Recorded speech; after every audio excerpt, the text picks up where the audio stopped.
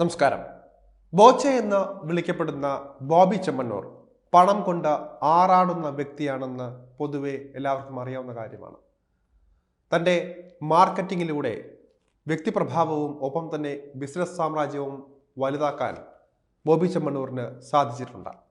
Negative പബ്ലിസിറ്റിയിലൂടെ ഇത്രയധികം പണം സമ്പാദിച്ച ഒരു വ്യക്തി ഉണ്ടോ എന്ന് ചോദിച്ചാൽ ഇല്ല എന്നായിരിക്കും ഉത്തരം. മാത്രമല്ല, തൻ്റെ വേഷവിധാനത്തിലും പ്രത്യേകിച്ച് വസ്ത്രധാരണത്തിലും സംസാരത്തിലുമെല്ലാം തന്നെ വരെ ഒരു ബോബി സ്റ്റൈൽ എപ്പോഴും പ്രകടമാണ്. ഇതെല്ലാം തന്നെ അദ്ദേഹത്തിന് സമ്പാദ്യമായി മാറാറുമുണ്ട്. ധാരാളം ആരാധകരാണ് ബോബി ചെമ്മണ്ണൂരിന് ഉള്ളത്. ഹണി റോസ് നൽകിയ പരാതിയിൽ അറസ്റ്റിലായ ബോബി ചെമ്മണ്ണൂരിന് കഴിഞ്ഞ ദിവസമായിരുന്നു ജാമ്യം ലഭിച്ചത്. ബോബി ചെമ്മണ്ണൂരിനെ സ്വീകരിക്കാൻ സ്ത്രീകൾ ഉൾപ്പെടെയുള്ള നിരവധി പേർ എത്തിയിരുന്നു എന്നതാണ് ശ്രദ്ധേയമായ ഒരു കാര്യം. കാരണം ലൈംഗിക അധിക്ഷേപ കേസിലാണ് ബോബി ചെമ്മണ്ണൂർ അറസ്റ്റിലായത്. വ്യവസായിയായ ബോബി ചെമ്മണ്ണൂരിന് എങ്ങനെയാണ് ഇത്തരത്തിൽ ഒരു സെലിബ്രിറ്റി ഇമേജ് ലഭിച്ചത്? ബോബി പോകുന്നിടത്തെല്ലാം വലിയ ആൾക്കൂട്ടവും ആവേശവും എങ്ങനെയാണ് ഉണ്ടായത്? സ്ത്രീകൾക്കെതിരെ ഇത്രയേറെ വിദ്വേഷ പ്രചരണങ്ങൾ നടത്തിയിട്ടും നിരവധി സ്ത്രീജനങ്ങൾ എങ്ങനെ ബോബിയുടെ ഫാൻസായി? ബോച്ചെ എന്ന ബ്രാൻഡായി ബോബി ചെമ്മണ്ണൂർ വളരുകയായിരുന്നു അക്ഷരാർത്ഥത്തിൽ. ബോബി ചെമ്മണ്ണൂരിന്റെ മകളുടെ വിവാഹവും സോഷ്യൽ മീഡിയയിൽ ശ്രദ്ധ നേടിയിരുന്നു. നടനും സംവിധായകനുമായ സാം സിബിൻ ആണ് ബോബി ചെമ്മണ്ണൂരിന്റെ മകളെ വിവാഹം കഴിച്ചത്. മകളുടെ പ്രണയം അംഗീകരിക്കാൻ ബോബിക്ക് മടിയൊന്നും ഉണ്ടായിരുന്നില്ല. നിറഞ്ഞ മനസ്സോടെ വിവാഹം നടത്തുകയായിരുന്നു. ജ്വല്ലറി ബിസിനസ്സിലേക്ക് തിരിഞ്ഞതാണ് ബോബിയുടെ കുടുംബം. പിന്നീട് അങ്ങോട്ട് ബോബി കൈവയ്ക്കാത്ത മേഖലകൾ ഇല്ല. സിനിമാ നിർമ്മാണം ഉൾപ്പെടെയുള്ള മേഖലയിലേക്ക് ബോബി തിരിയുകയായിരുന്നു. തൊട്ടതെല്ലാം പൊന്നാക്കുന്ന ബോബി പിന്നീട് ബോച്ചെ എന്ന ബ്രാൻഡായി ഉയർന്നു.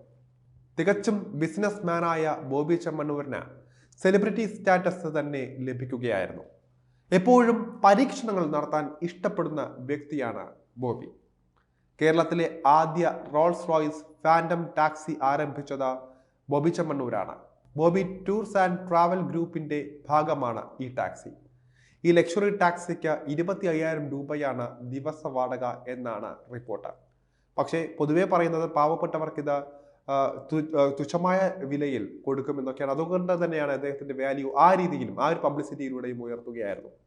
മാത്രമല്ല, പരീക്ഷണങ്ങളുടെ കാര്യം പറയുകയാണെങ്കിൽ നേരത്തെ അർജന്റീനയിൽ നിന്ന് സാക്ഷാൽ മറഡോണയെ കേരളത്തിൽ കൊണ്ടുവന്ന് ശ്രദ്ധ നേടാനും ബോബിക്ക് സാധിച്ചിരുന്നു.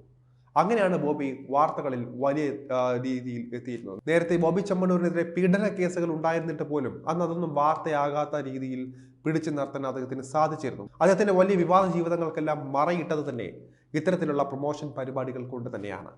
ബംഗളൂരുവിൽ നിന്നാണ് ബോബി ചെമ്മണ്ണൂർ കൊമേഴ്സിൽ ഉപരിപഠനം നടത്തിയത്. ഡോക്ടറേറ്റ്, ഗിന്നസ് റെക്കോർഡ് എന്നിങ്ങനെ പല നേട്ടങ്ങളും അദ്ദേഹം സ്വന്തമാക്കി. റിയൽ എസ്റ്റേറ്റ്, ചിട്ടിക്കമ്പനി, ഇ കൊമേഴ്സ് എന്നിങ്ങനെ പോകുന്നു ബിസിനസ് സാമ്രാജ്യം. സോഷ്യൽ മീഡിയയിലും സജീവമാണ് ബോബി ചെമ്മണ്ണൂർ. 1.6 ദശലക്ഷം ഇൻസ്റ്റഗ്രാം ഫോളോവേഴ്സ് അദ്ദേഹത്തിനുണ്ട്. 2.6 ദശലക്ഷം ഫോളോവേഴ്സാണ് ഫേസ്ബുക്കിലുള്ളത്. ബോച്ചെ എന്ന യൂട്യൂബ് ചാനലും പിന്തുടരുന്നത് ലക്ഷക്കണക്കിന് പേരാണ്. അച്ഛൻ നൽകിയ കോഴിക്കോടുള്ള ഒറ്റമുറി കടയിൽ നിന്നാണ് ഇന്ന് ഇത്രയും വലിയൊരു ബോച്ചെ സാമ്രാജ്യം ബോബി ചെമ്മണ്ണൂർ ഉണ്ടാക്കിയെടുത്തത്. ഏത് രീതിയിലായാലും ഇന്ന് തികഞ്ഞ 100% സാമ്പത്തിക നേട്ടമുള്ള ബിസിനസ്മാൻ എന്ന് പറയാം ബോബി ചെമ്മണ്ണൂരിനെ.